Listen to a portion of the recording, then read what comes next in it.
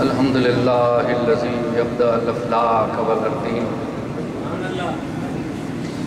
الصلاة والسلام علی من کان نبیا وآدم بین الماء والطین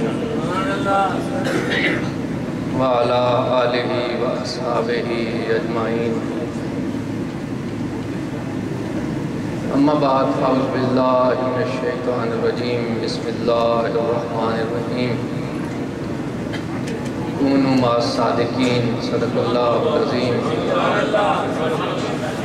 ان اللہ و ملائکتہ یصلون علی النبی یا ایھا الذین آمنوا صلوا علیہ وسلموا تسلیما الصلاۃ والسلام علیک یا سیدی یا رسول اللہ وعلی آلک واصحابک یا حبیب اللہ الصلاۃ والسلام علیک یا روح جسد الکونین وعلی آلک واصحابک یا عین حیات الدارین الصلاۃ والسلام علیک یا سید الاشراف وعلی آلک واصحابک یا جامع الاوصاف مخدوم و محتشم علی مرتبت میاں غلام حیدر صاحب، مخدوم و محتشم علی مرتبت سید صفدر حسین شاہ صاحب، حضرت علامہ سید شہزاد مصطفیٰ صاحب، مخدوم و محتشم سید میر حسین شاہ صاحب، عالی مرتبت حضرت علامہ فضل احمد چشتی صاحب، جناب صوفی مشتاق احمد صاحب، حضرت خواجہ سید ضمیر احمد صاحب چشتی، برادران والا تبار، آج کی یہ محفل مبارکہ حضور مخدوم امت سیدنا داتا گنج بخش علی بن عثمان اجویری رحمۃ اللہ علیہ کے اسم گرامی کے نام سے منسوب مجھ سے پیشتر آپ نے مخدوم و محتشم حضرت علامہ سید شہزاد مصطفیٰ صاحب کی علمی گفتگو سماعت فرمائی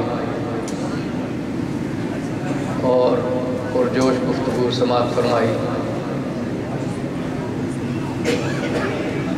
عالی مرتبت ظہور احمد چشتی صاحب کا ایک اپنا رنگ ہے اور اپنا ذوق ہے، اور برادر محترم اصغر علی چشتی صاحب جب اپنے مخصوص انداز میں پڑھتے ہیں تو ذوق کے سوتے طبیعت میں خود بخود بیدار ہونے لگتے ہیں۔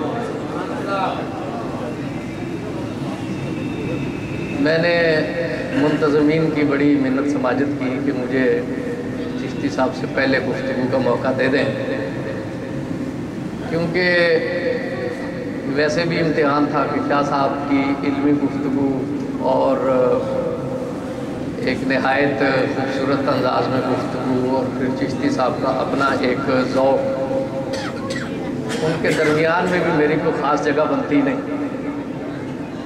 تو چونکہ ہر آدمی کے بات کرنے کا ایک اپنا اسلوب ہوتا ہے اور اس کے پیش نظر اپنے مفاہیم اور موضوع ہوتے ہیں۔ بعض اوقات بات کرنے کے لیے ایک خاص پس منظر کی بھی ضرورت ہوتی ہے۔ تو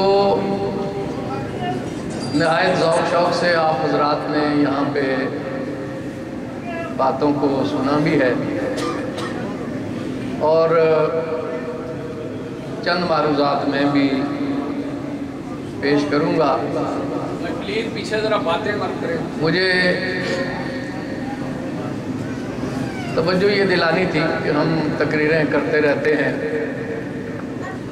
بات کو ہم محبت سے بھی سنتے ہیں، ذوق سے بھی سنتے ہیں، اور اللہ تبارک و تعالیٰ کے پیارے محبوب صلی اللہ علیہ وسلم سے، ان کے صحابہ سے، ان کے اہل بیت سے، امت کے اولیاء کرام سے ہماری وابستگی بھی ہے، لیکن فی زمانہ کچھ ایسی چیزیں ہیں کہ اب ہمیں ذوق کے ساتھ کافی زیادہ ہوش کی بھی ضرورت ہے، اور ایک طوفان ہے جو کہ ہر طرف سے ہمارے ماحول پر، معاشرے پر عمدہ چلا آ رہا ہے، اور ابھی تک شاید ہم لوگوں کو، خاص طور پر ہمارے مکتبہ فکر کو، اس کا پورا ادراک نہیں ہے۔ یہ ایک حقیقت ہے کہ مجموعی طور پر ملت بے عزتی کا شکار ہے، اور اس کے اندر جو زوال پچھلے 200 سال میں ہمارے مکتبہ فکر کے لیے شروع ہوا ہے،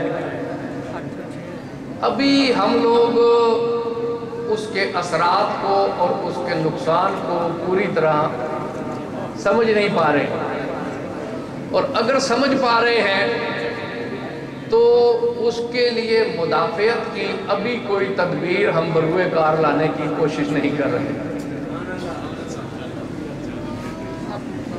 باہر سے بھی ہم پہ مہربانیاں ہیں،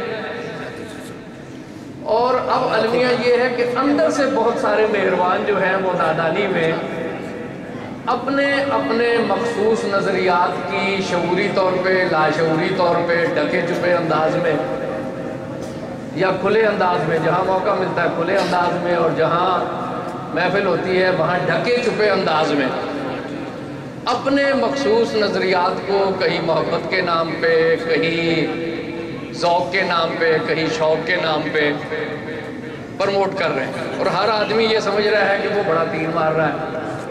اصولوں کا کوئی پتہ نہیں، علم کی بنیاد کا کوئی پتہ نہیں، تصوف کی تہ کا پتہ کوئی نہیں، ولایت کی باؤ کا ادراک کوئی نہیں ہے، اور ہر آدمی شاعرہ تصوف بھی بنا ہوا ہے، شاعرہ ولایت بھی بنا ہوا ہے جی۔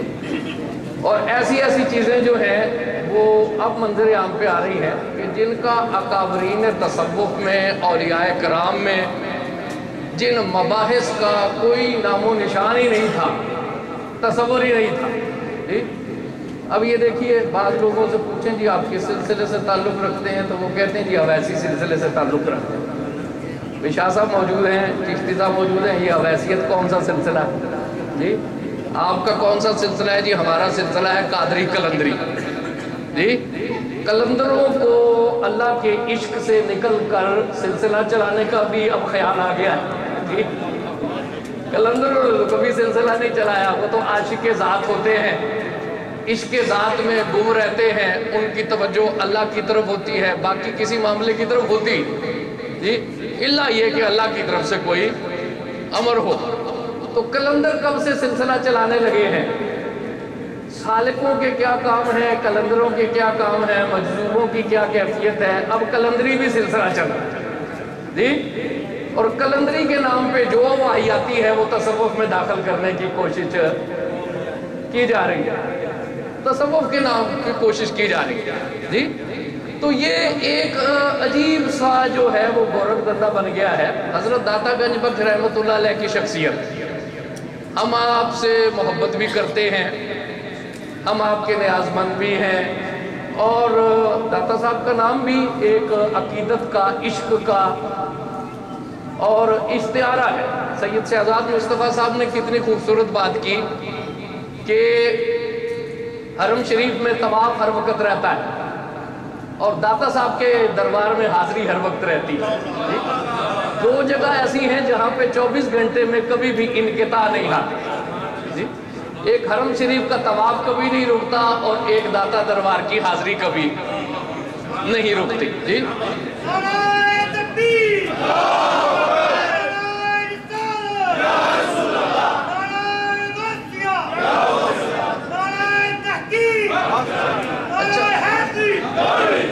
اس میں ایک روحانی راز بھی پوشیدہ ہے.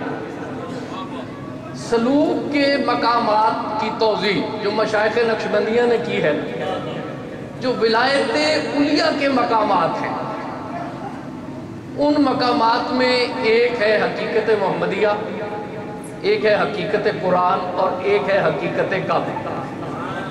یہ اب تصوف کی اصطلاحات ہیں، مجھے تو تصوف کی الف بے کا بھی نہیں پتا، لیکن کتابوں میں یہ اصطلاحات ہیں، لکھی ہوئی ہیں. ان کی توضیحات بھی صوفیاء کرام نے کی ہیں، اولیاء کی کتابوں میں ان کی شرح بھی ہے. اور سلوک نقشبندیہ کا مطالعہ کرنے والے اس چیز کو بخوبی جانتے ہیں کہ ان مقامات پہ گزرنا، ان مقامات پہ پہنچنا ہر کس و ناقص کے بس کی بات نہیں. یہ زمانے میں بڑے نادر و نایاب لوگ ہوتے ہیں جنہیں یہ ملتا ہے، اور بعض اوقات کوئی زمانہ بھی ایسے لوگوں سے خالی ہوتا ہے کہ ان 3 مقامات میں سے گزرنے والے لوگ اتفاق سے وہاں پہ. کچھ نادر و نایاب لوگ ہی ان مقامات پہ گزرتے ہیں اور ان مقامات کو پاتے ہیں، خال خال لوگ. اور اللہ کے پیارے بندوں نے ایک چیز کی صراحت اور وضاحت کی ہے کہ داتا گنج بخش رحمت اللہ علیہ اس امت کے اولیاء میں سے وہ شخصیت ہے جو حقیقت کعبہ سے صرف گزرنے والے نہیں ہیں، حقیقت کعبہ کے معلم ہیں. حقیقت کعبہ کے معلم ہیں. جو درویش بھی حقیقت کعبہ سے گزرتا ہے اسے داتا گنج بخش کا ہاتھ پکڑنا پڑتا. داتا گنج بخش کی توجہ ہے. وہ جو خواجہ غریب نواز نے کہا نا کہ ناکسارا پیر کامل کاملانہ رہنما، اور کامل بھی وہ جو کہ حقیقت کعبہ کی منزل سے گزرے. سیدنا داتا گنج بخش رحمت اللہ علیہ ان کا ہاتھ پکڑتے ہیں تو وہ اس منزل سے گزرتے ہیں. تو جو حقیقت کعبہ سے گزرنے والی شخصیت نہیں ہے، حقیقت کعبہ کے انسٹرکٹر ہیں، حقیقت کعبہ کے معلم ہیں، تو پھر ان کا دربار حرم کی طرح آباد ہوگا کہ نہیں ہوگا؟ ان کے قدموں سے چشمہ فیض جاری ہوگا کہ نہیں ہوگا؟ جی قلندر لاہوری نے کتنا خوبصورت اشارہ کر دیا، مرکدے او پیر سنجر راہ حرم. مرکدے او پیر سنجر راہ حرم. داتا کا دربار وہ ہے کہ جہاں براہ راست کعبہ مقدسہ کی تجلی پڑتی ہے، اس کا پرتو ہے. جس طرح کعبہ مقدسہ کا طواف کبھی ختم نہیں ہوتا، اس طرح داتا کے دربار کی حاضری کبھی ختم نہیں ہوتی.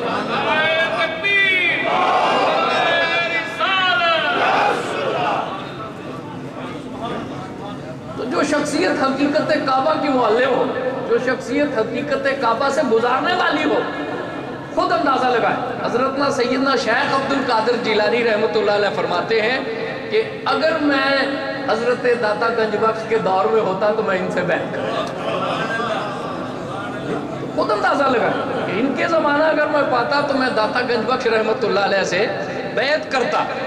تو جو اس پائے کی شخصیت ہے کہ حضرت سیدنا شیخ عبد القادر جیلانی رحمت اللہ علیہ خواہش ظاہر کرتے ہیں کہ میں ان کے سلسلے میں منسلک ہوتا، ان سے بیعت کرتا، اس شخصیت کی عظمت کا اور اس کی روحانیت کا ادراک بلا ہم جیسے ناقص لوگ کیسے کر سکتے ہیں. میں یہ چاہوں گا کہ ذرا تھوڑا سا ٹھہر کر، اگرچہ چونکہ ایک خاص ذوق بن چکا ہے، ایسے میں کچھ خشک باتیں شروع ہو جائے تو ذوق خراب ہوتا ہے، لیکن یہ میں نے جیسے عرض کی ہے کہ اب ہمیں کچھ ہوش کی بھی ضرورت ہے، کچھ جاننے کی بھی ضرورت ہے، کچھ سمجھنے کی بھی ضرورت ہے.